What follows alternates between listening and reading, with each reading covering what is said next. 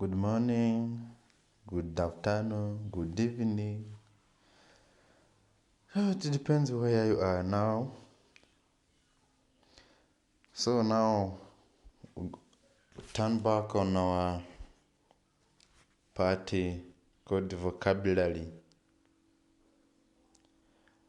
That we are dealing with those who want to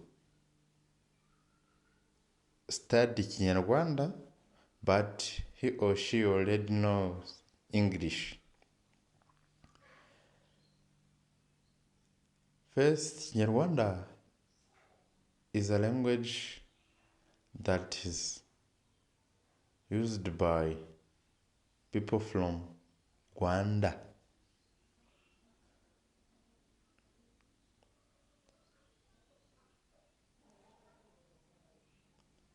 First, to eat in Kinyarwanda is kurya.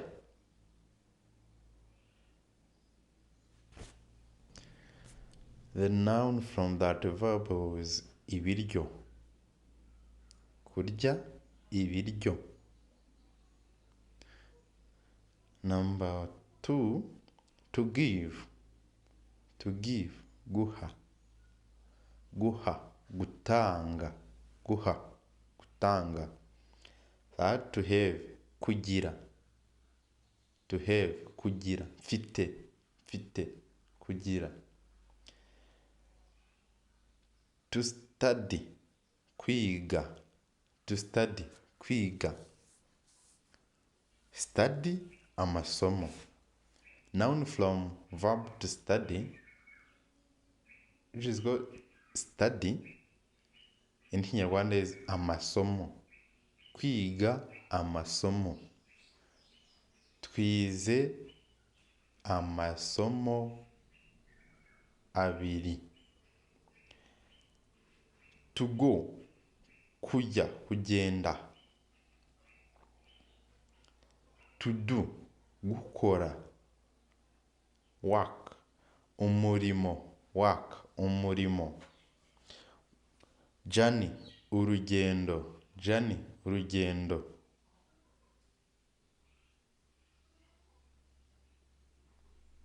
And even to walk, walk. Work, umurimo. Work, gukora. Walk, walk, urugendo. To ask, kubaza. Gusaba. To ask, kubaza cyangwa gusaba. Permission, uruhushya. Permission, uruhushya. To listen, kumva.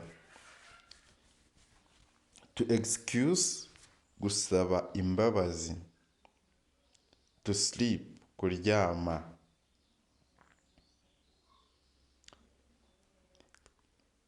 We saw kurya,